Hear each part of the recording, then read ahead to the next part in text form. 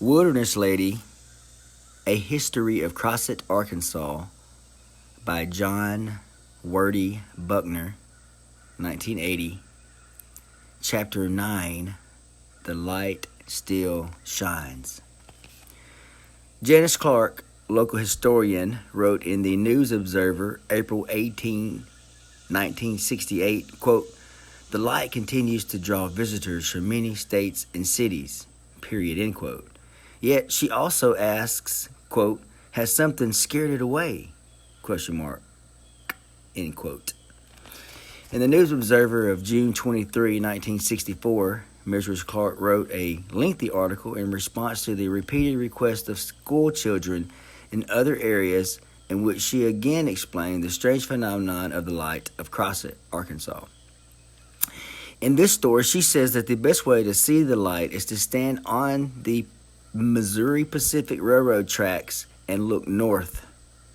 The darker the night, the better. Stand still, and in a few minutes it will appear. It may be head high and seem like an orange or a red ball that glows for a moment and then just disappears. It may appear closer to the tracks.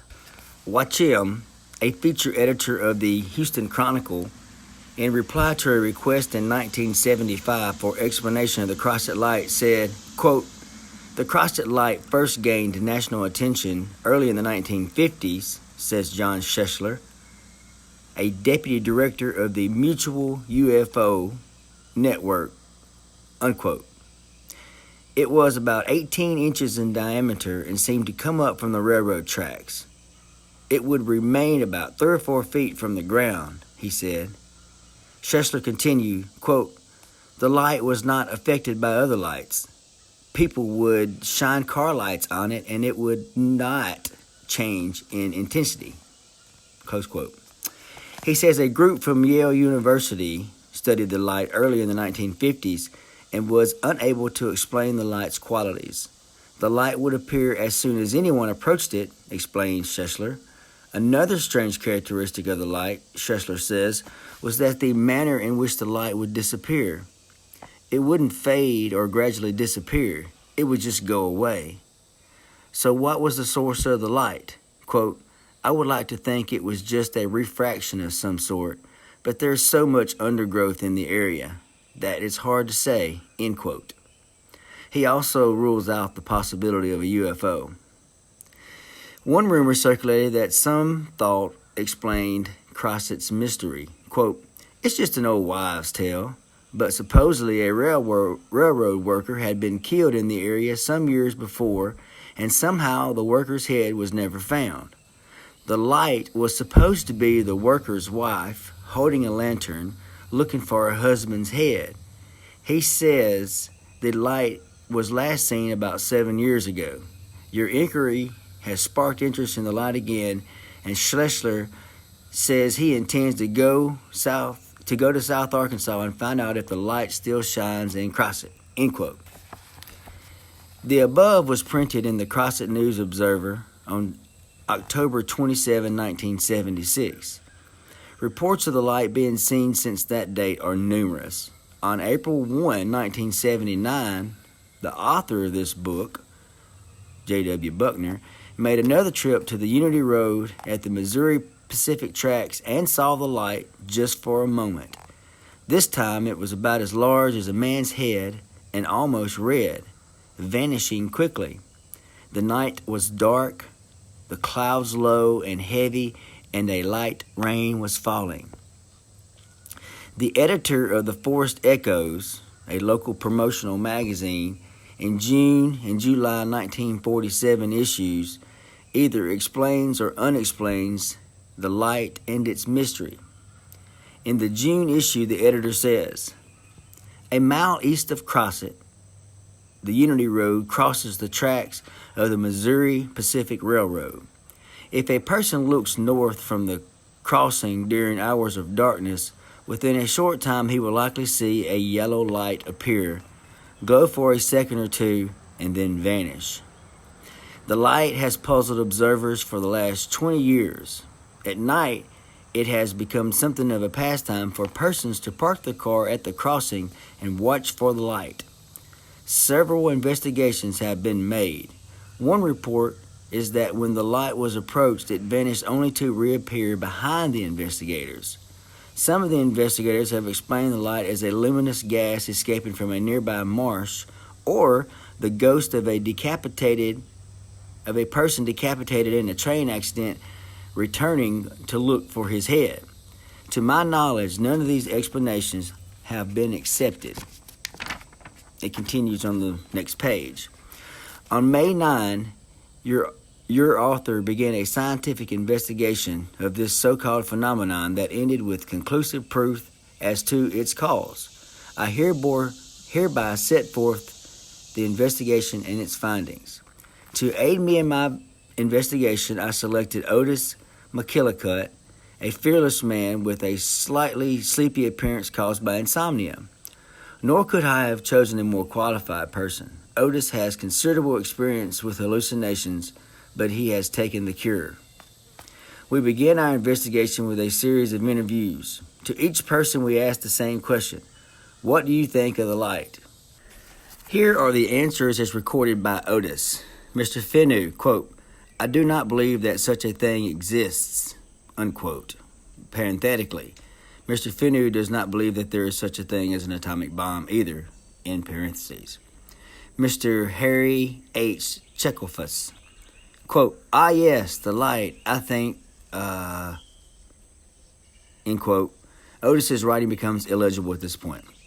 Mr. Walter Walters, quote, speaking as a scientist, I think it is an incandescent phenomenon of undetermined origin producing a luminous hallucination, unquote. Parentheses. In other words, Mr. Walters didn't know what to think, in parentheses. Mr. Mike Osimowitz, parentheses. Mr. Simowitz is slightly deaf and thought that we asked about his wife. He refused to answer. This did not aid us greatly in our investigation, close parentheses. We had now secured sufficient information as to public opinion concerning the light, and the next step was personal observation. As the light had been seen only at night, Otis wisely suggested we continue our investigation in the dark. As we were still very much in the dark, I agreed with him. At 9 p.m., Otis and I met at the railroad crossing and began our vigil. For 30 minutes, we strained our eyes against the darkness, hoping to catch a glimpse of the light. Then suddenly, Otis's teeth began to chatter.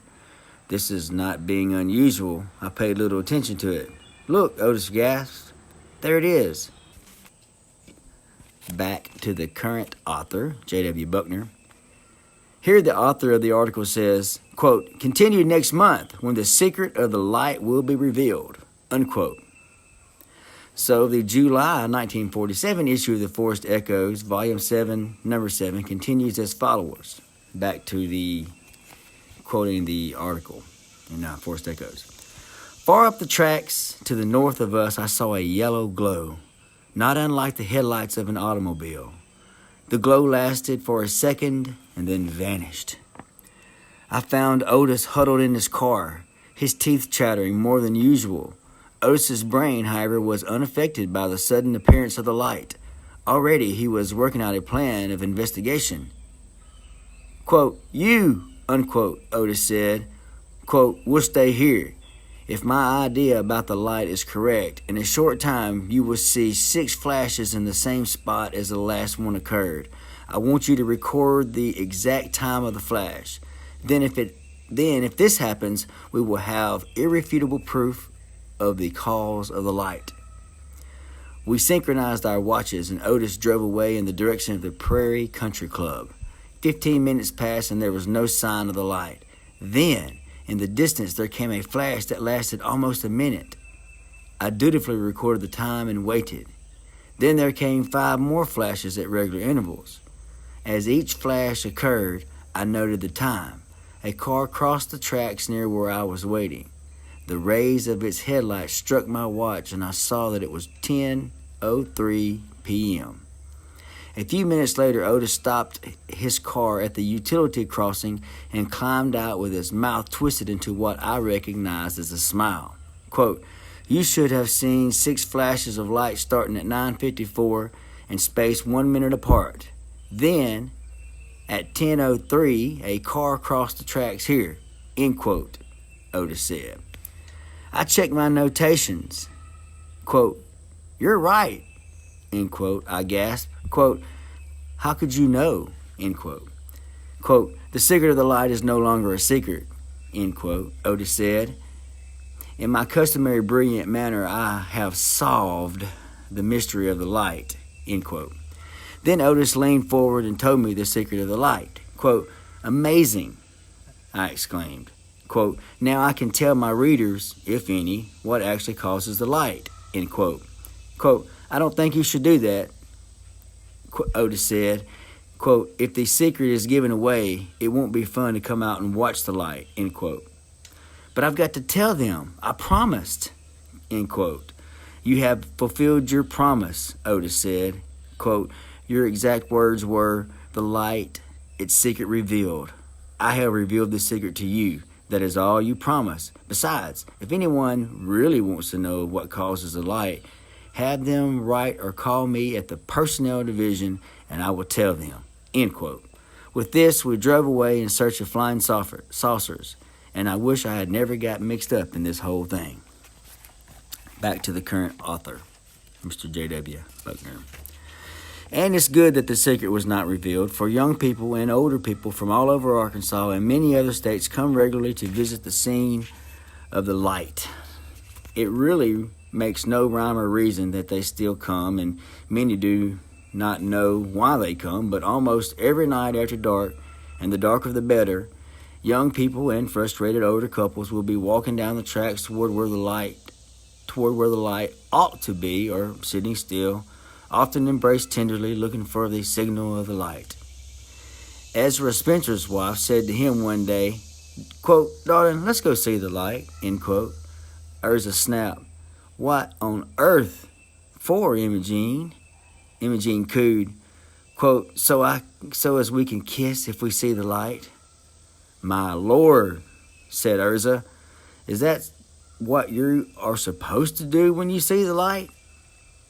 Quote, now you've got it, Imogene said, and then they went to see the light. The grandson of the writer came by late at night with his girlfriend. Quote, what on earth are you doing here so late, end quote, the grandfather asked.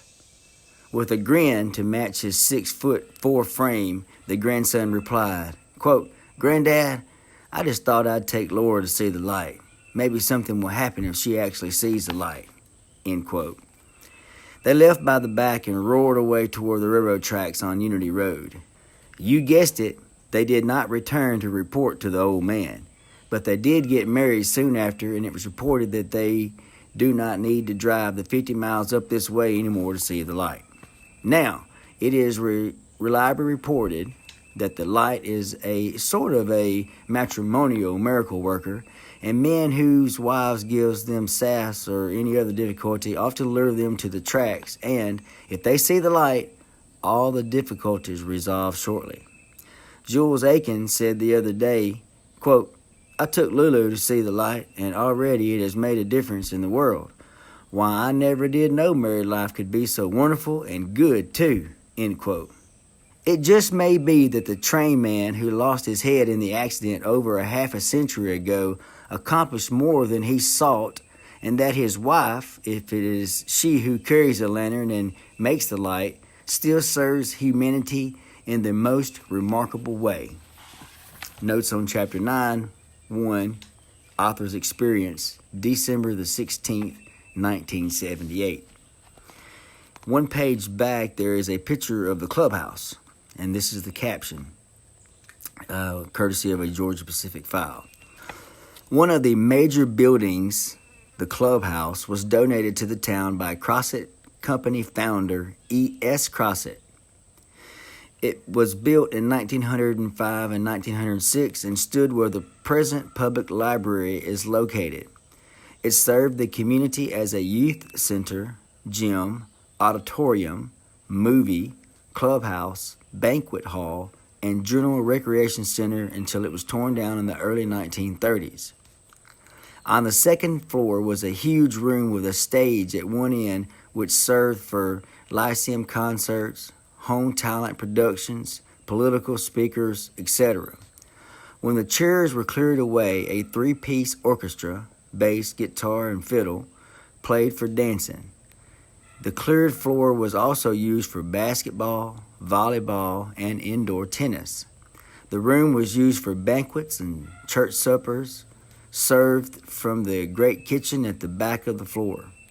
Downstairs were club rooms, billiards, pool tables, bowling, and a theater room where the first movies were shown.